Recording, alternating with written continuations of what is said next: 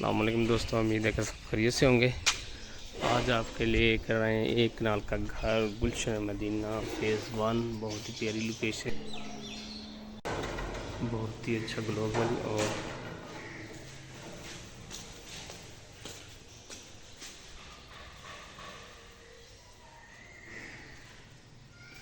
TV lawn,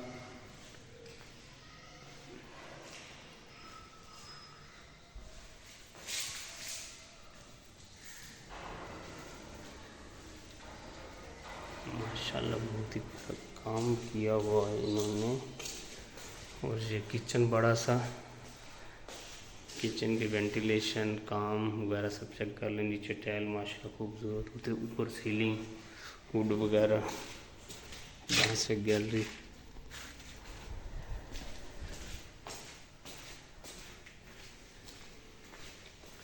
bedroom,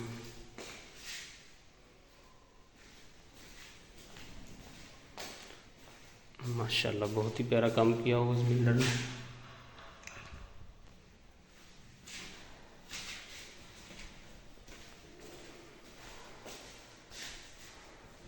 view check करें माशाल्लाह।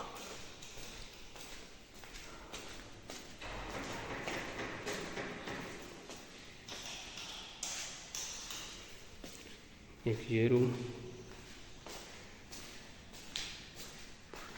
इसके साथ अलमारी, लकड़ी का काम, बाकी सब कंपाउंड वाला।